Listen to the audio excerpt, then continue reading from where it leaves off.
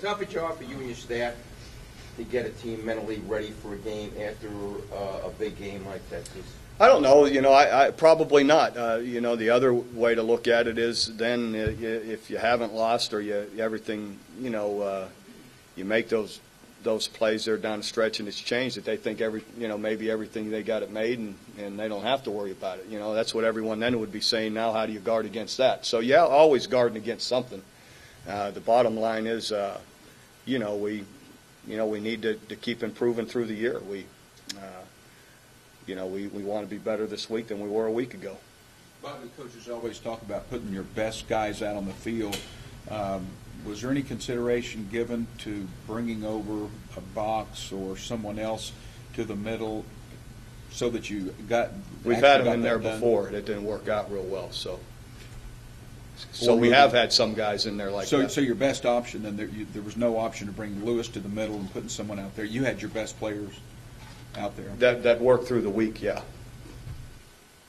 Coach, whoever you do decide to replace Ryan, how much extra time are you guys going to have to put in to get them ready for Todd Reesing in this offense? Well, there'll be some extra time, but you're limited on what you're allowed. So we stay within those constraints, and we'll practice like normal, and just make sure that guy's getting the repetitions he needs. But it isn't like all those guys have been they're familiar with it, so it isn't that drastic.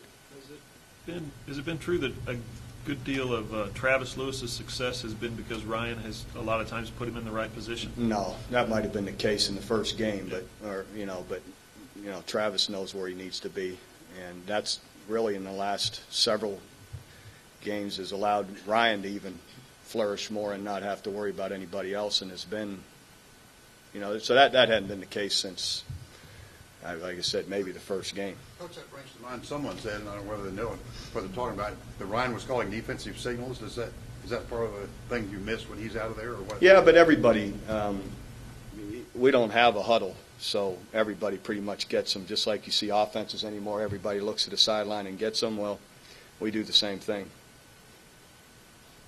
But he directs those front four guys a little bit, but these other guys will be able to do it. This team bounced back well from losses last year. Obviously, there are some players that sort of help with that. Are there different players this year that you would lean on than last year to help you bounce back? Well, some are still the same guys, and it's usually your captains and guys that have played the most, juniors and seniors, not just seniors, but there's a lot of juniors for us that have played a lot too. That in these situations need to step up and make sure the team's attitude is what it needs to be, preparing and being ready to play. Your teams are 9-0 after the Texas game.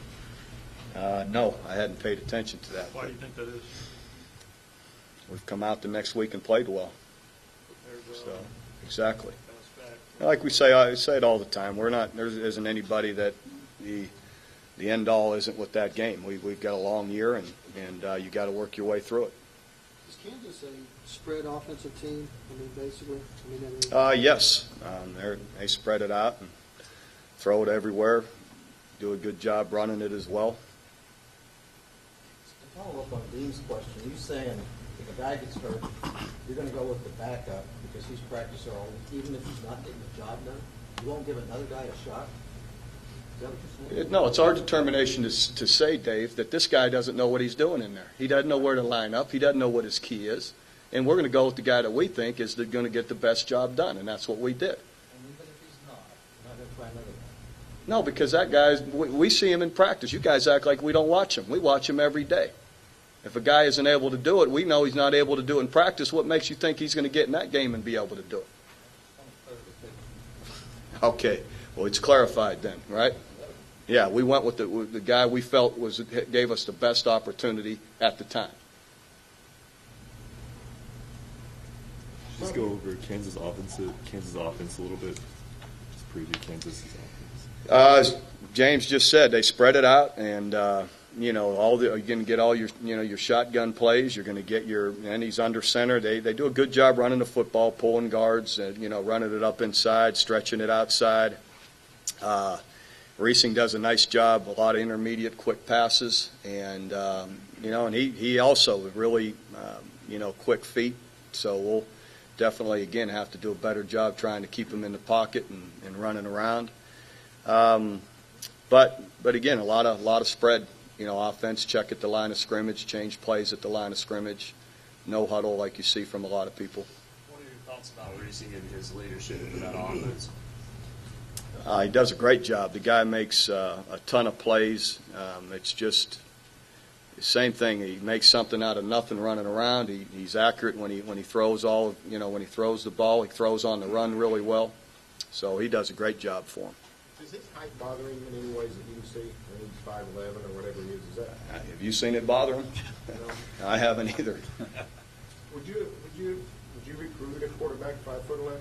Yeah, if I saw him do everything that he's doing, So, yeah, again, it just depends too on what your style and what you're asking your guy to do. But there's a lot of guys with that height that do really well.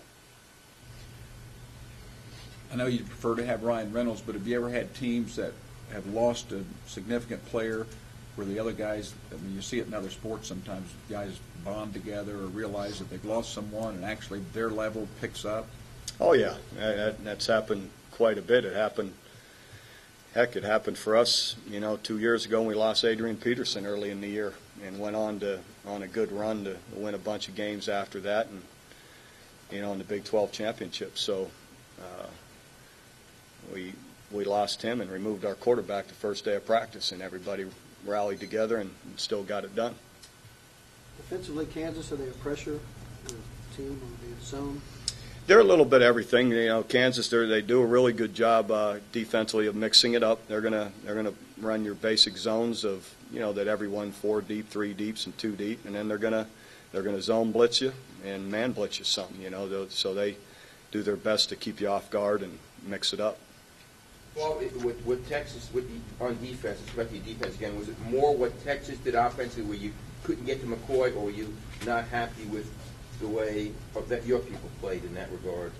Well, we did get to him. We had 4 sacks. We made him, pull it down and scramble a bunch. Some like I told you, the 6 or so that he, got significant yards that hurt us. Some he was run right out of bounds and didn't get much. But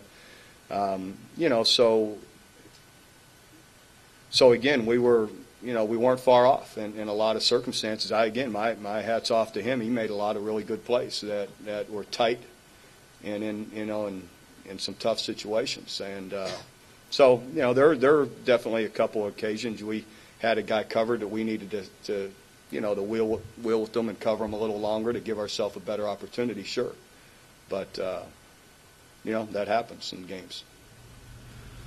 You said Mondays are typically run heavy. Will that continue to be the theme this week, or you think it'll be? We got our normal routine. Tuesday is as well. We're in full pads today, and it's another run heavy day. Can an offense have an identity when you practice no huddle and you practice the pass a lot? Can an offense switch in midseason and say, okay, we need to emphasize more running and just start running the football more? Can that happen? Yeah, it can happen. Is that what you're aiming for? That's not what you're aiming for. I don't know. I thought again. What was we scored more touchdowns than they did the other day on offense, and everyone's asking what was wrong with us defensively. We had what Barry's the one that told me. I think we had 5 touchdowns to their 4. If you're just looking at offensive touchdowns against a really good team. So what's wrong?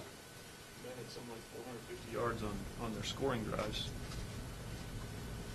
What did we have? We were 2 yards different. I think we had 2 more yards overall. Our offense we didn't get the ball on a turnover once. Right? We didn't have a short field all day.